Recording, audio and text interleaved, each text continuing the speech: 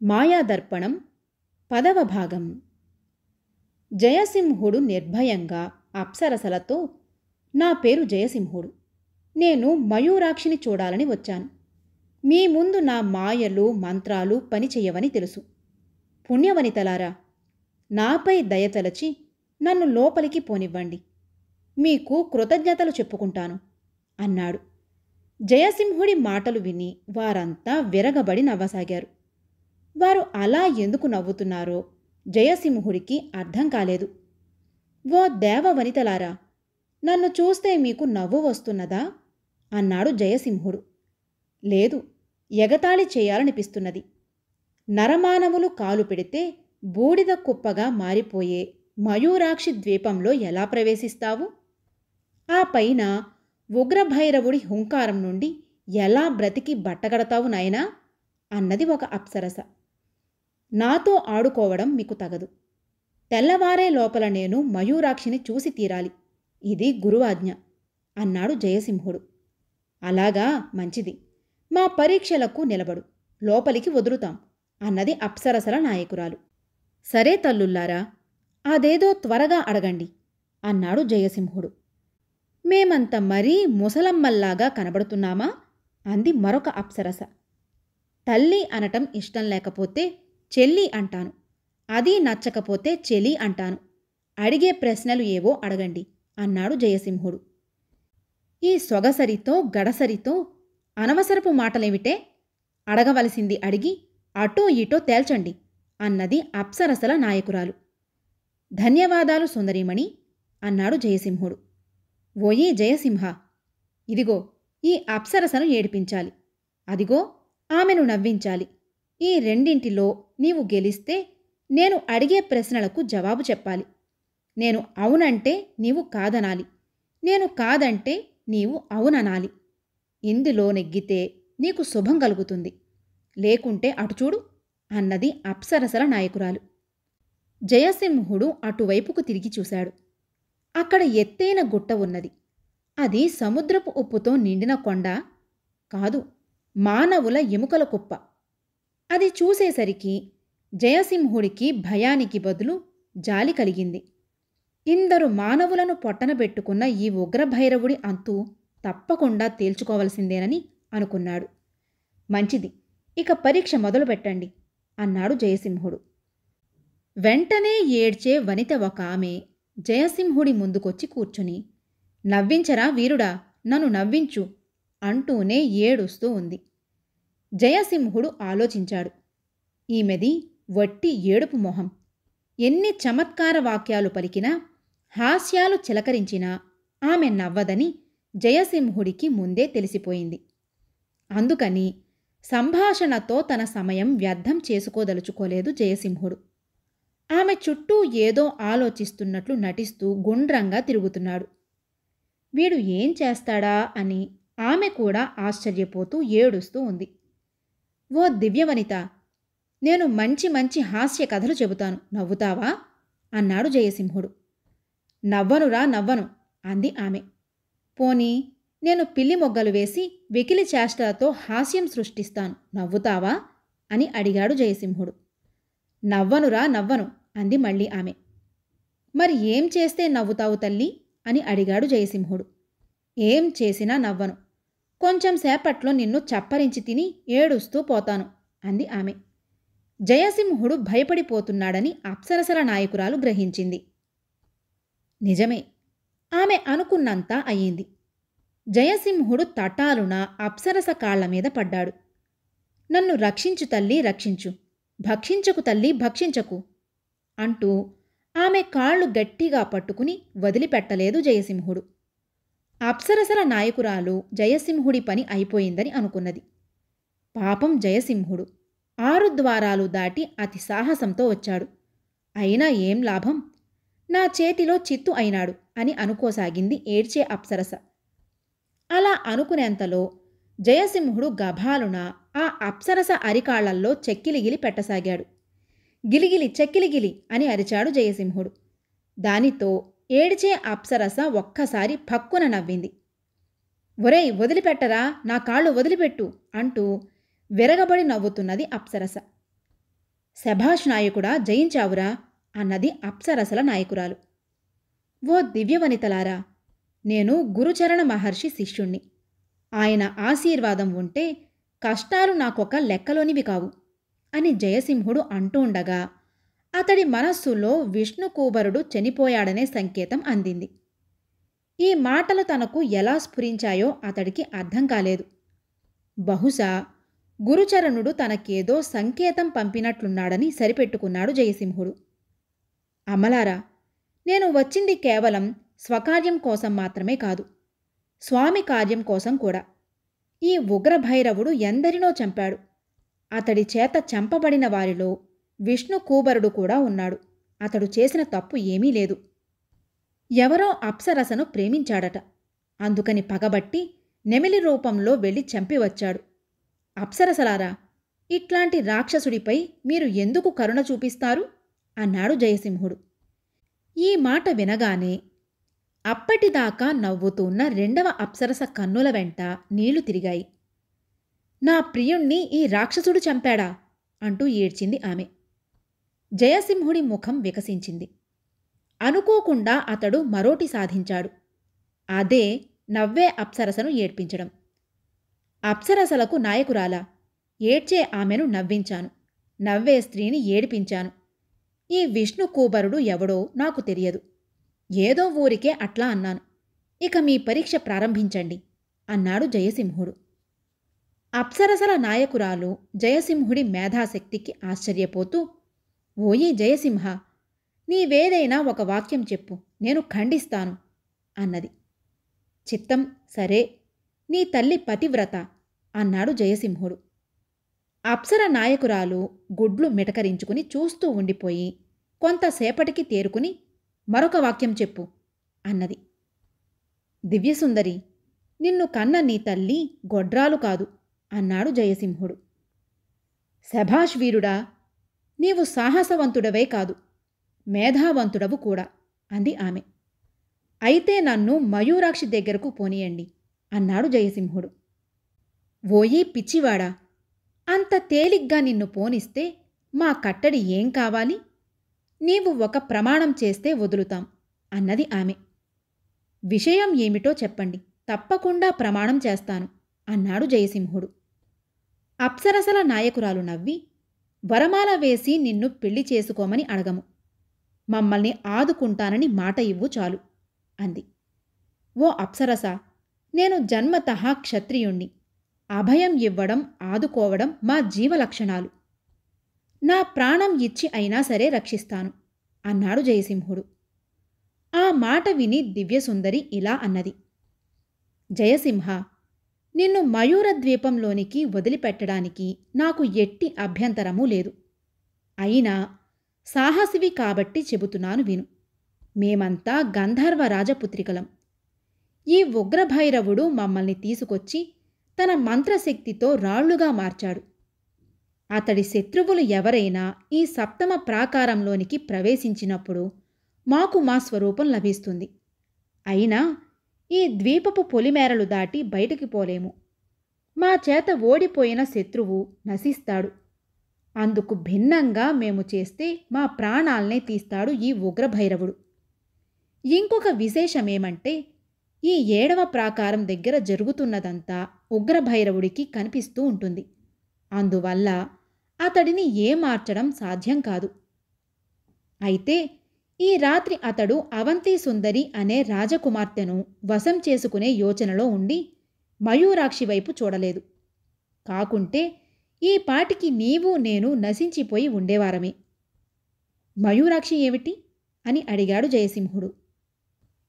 చెప్తాను విను. ఈ ద్వీపంలో మయూరాక్షి అనే దేవత ఉన్నది. ఆ దేవతా విగ్రహానికి పైన ఆచ్ఛాదనగా ఒక నెమలి బొమ్మ ఉంది. దాని ముక్కుకు ఒక అద్దం ఉంది. అందులోకి ఉగ్రభైరవుడు చూస్తే అన్నీ కనబడుతూ ఉంటాయి.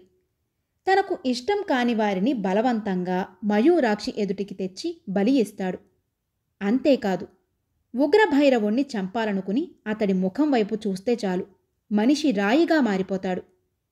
ఈ ప్రమాదాన్ని దాటి మయూరాక్షిని నిర్మూలిస్తే మాయాదర్పణం ముక్కలైపోతుంది. మాకు బానిసతనం నుండి విముక్తి కలుగుతుంది. అది చేయగలనని మాట ఇవ్వగలవా అని అడిగింది అప్సరసల నాయకురాలు. తప్పక మిమ్మల్ని మీ దివ్యలోకాలకు పంపుతాను. ఇంతకు ఉగ్రభైరవుడు అవంతి సుందరిని ఎందుకు తెచ్చినట్టు?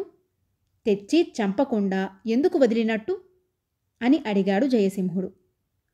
అదొక దేవరహస్యం, అయినా చెప్తాను విను అంది అప్సరసల నాయకురాలు. జయసింహుడు అప్సరసల నాయకురాలి వైపు తదేకంగా చూస్తూ ఆమె చెప్పే మాటలను వినడానికి సిద్ధంగా కూర్చున్నాడు. అప్పుడు ఆమె ఇలా చెప్పసాగింది.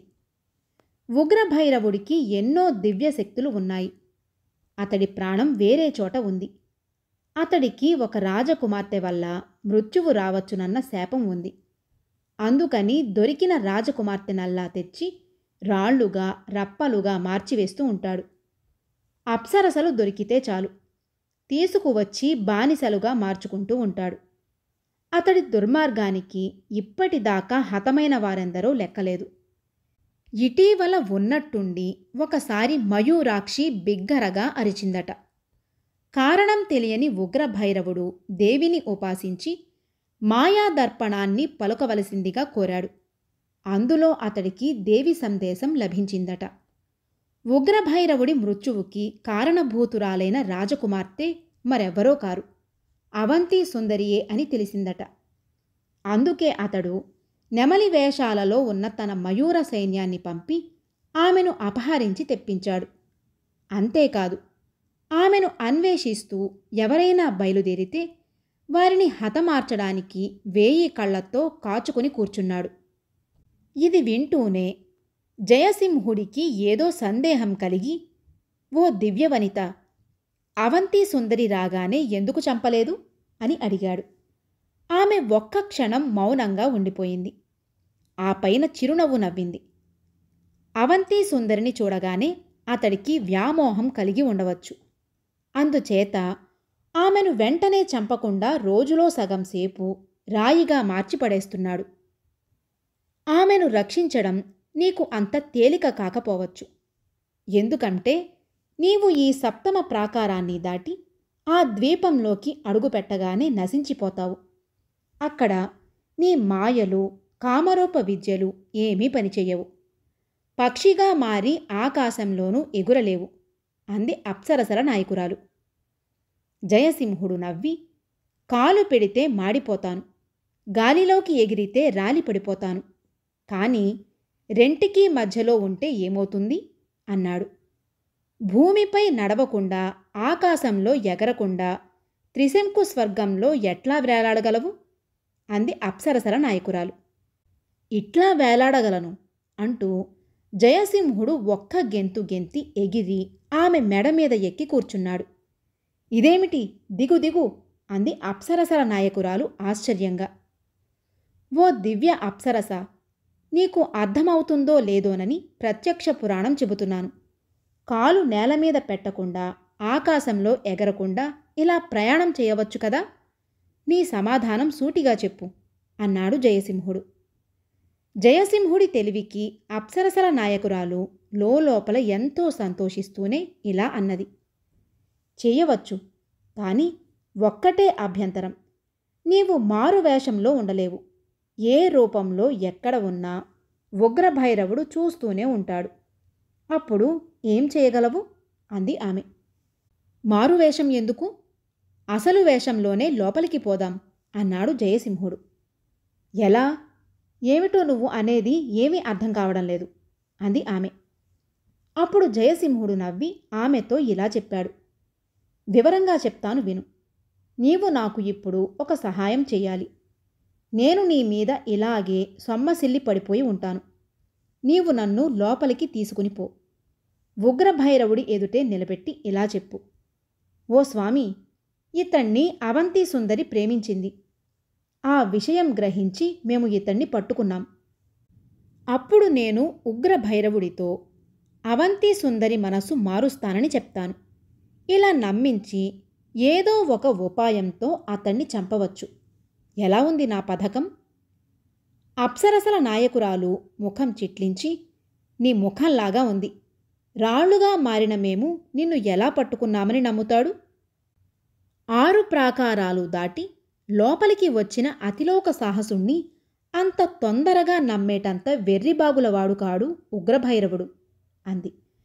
మరి ఎలా చేద్దాం అని అడిగాడు జయసింహుడు నీరసంగా. అదేదో నువ్వు త్వరగా ఆలోచించు అంది ఆమె. జయసింహుడు ఒక్క క్షణం ఆలోచించి ఇలా అన్నాడు. నేను నీ భుజం మీదనే మయూరద్వీపంలోనికి ప్రవేశించడం మాత్రం ఖాయం. అయితే నాకు మీరు ఉగ్రభైరవుడి వేషం వెయ్యండి. ఈలోగా అసలు ఉగ్రభైరవుణ్ణి ఏవో మాటలు చెప్పి ఈ ప్రాకారం లోపలికి పిలిపించండి. ఇది జరిగే సమయంలో నేను ఒకసారి రాజకుమారి అవంతి సుందరితో మాట్లాడతాను. అప్సరసల నాయకురాలు కొంచెంసేపు ఆలోచించి, ఈ ఊహ కొంత బాగానే ఉన్నట్లు తోస్తోంది. ధైర్యే సాహసే లక్ష్మి అన్నారు పెద్దలు. అసలు ఉగ్రభైరవుణ్ణి నీవు పోల్చుకోవడం కష్టం. ఎందుకంటే ఆయన సైనికులు కొందరు ఉగ్రభైరవుడి వేషంలోనే ఇక్కడ తిరుగుతూ ఉంటారు. దీనిని తెలుసుకోవడం నీకు సాధ్యపడే విషయం కాదు. సరే, ఏమైతే అదే అవుతుంది. లోపలికి తీసుకుపోతాను అని జయసింహుడికి హామీ ఇచ్చింది. వెంటనే ఆమె ఒక్క క్షణమైనా ఆగకుండా కార్యక్రమంలోకి ఉపక్రమించింది. తోటి అప్సరసలకు కనుసైగ చేసింది. వెంటనే వారు 9 రంగులు గల పెద్ద పాత్రలను తెచ్చారు. అప్సరసల నాయకురాలు మళ్లీ కనుసైగ చేసింది. వారు మళ్లీ వెళ్ళి ఒక విచిత్రమైన జంతువును తెచ్చారు. అది జలచరమో భూచరమో తెలియదు. దానికి శరీరమంతటా పొడవైన జడలు ఉన్నాయి. అది చూడడానికి పెద్ద నీటి ఏనుగులా ఉండి గుర్ర్ గుర్ర్ గుర్ర్ అని అంటున్నది. అప్సరసలు దానిని పట్టుకున్నారు. ఒక ఆమె దాని తోకను గట్టిగా పట్టుకుంది. ఇంకొక ఆమె దాని మూతిని కదలకుండా బిగించింది. వేరొక ఆమె దాని మెడను పట్టుకున్నది. మిగిలిన అప్సరసలు మెల్లిగా దాని జడలు పట్టి గుంజారు. ఒక్కొక్కతే ఒక్కొక్క జడను లాగసాగింది. ఇలా చూస్తూ ఉండగానే అప్సరసలు దాని శరీరం మీద ఉన్న జడలన్నీ పీకి ఒకచోట కుప్పవేశారు. జయసింహుడు దీనినంతటినీ వింతగా చూస్తున్నాడు.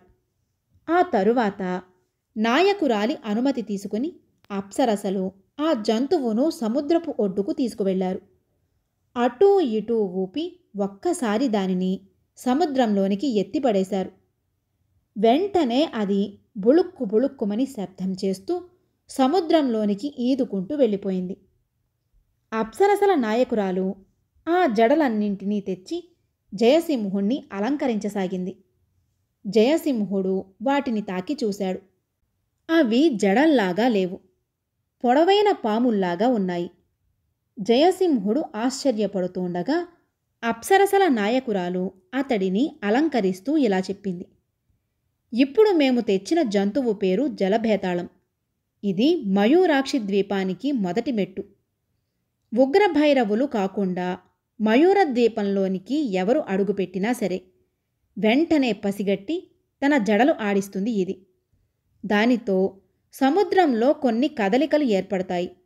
అవన్నీ మాయాదర్పణంలో ప్రతిబింబిస్తూ ఉంటాయి.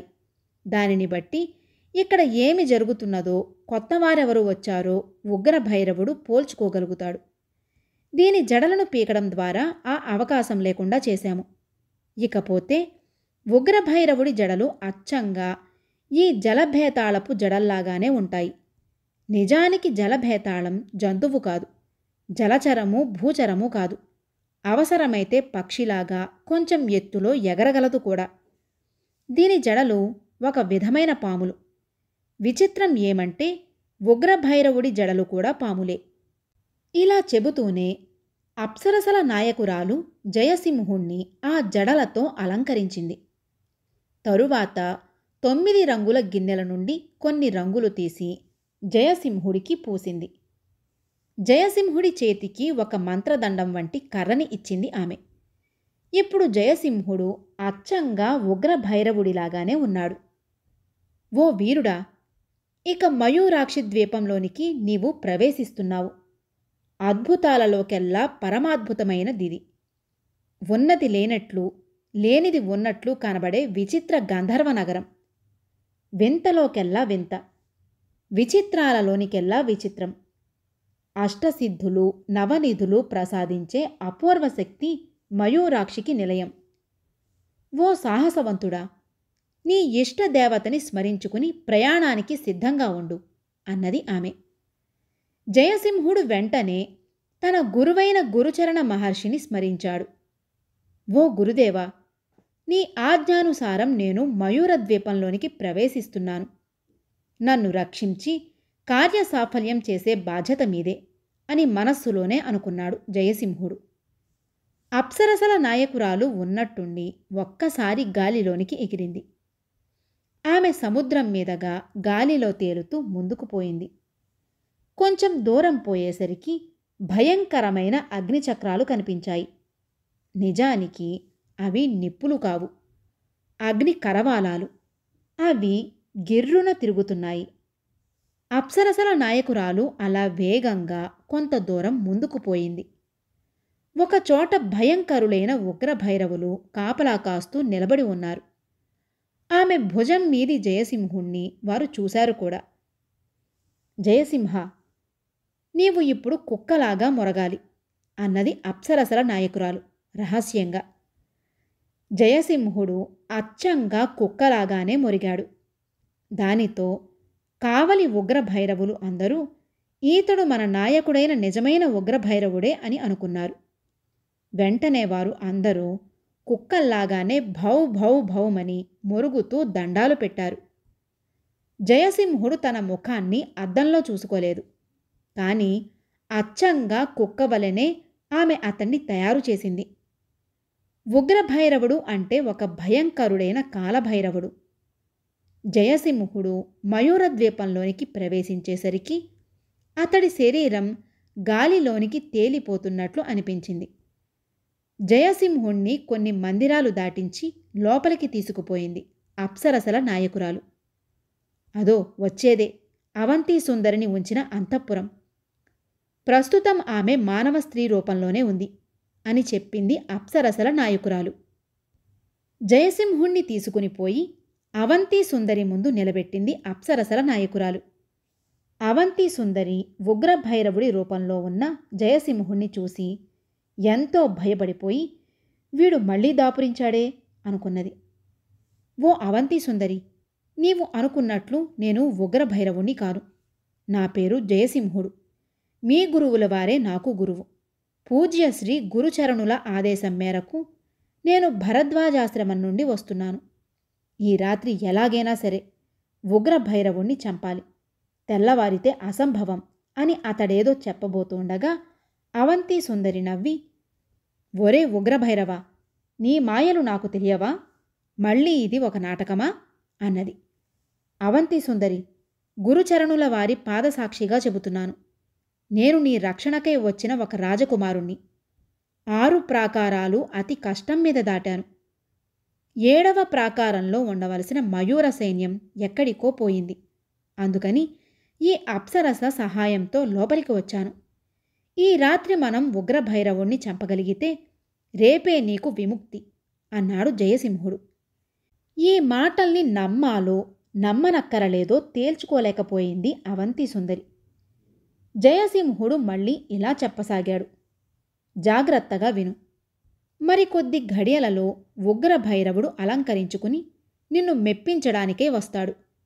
ఈ అప్సరస నాకు ఈ విషయాన్ని ఇప్పుడే చెప్పింది. ఆమె నీ వద్దకు నన్ను తీసుకుని వస్తూ ఉగ్రభైరవుడు తన అలంకరణ మందిరంలో ఉండడం చూసిందట. నేను మరికొద్ది క్షణాలలోనే శరభద్వీపానికి వెళ్ళిపోతాను. అక్కడ ఏదో గందరగోళం జరుగుతుంది. అదేమిటా అని ఉగ్రభైరవుడు మాయాదర్పణంలోకి చూస్తూ ఉంటాడు. ఏమిటండి, ఏమైంది అంటూ నువ్వు ప్రేమను నటిస్తూ అతన్ని అడుగు.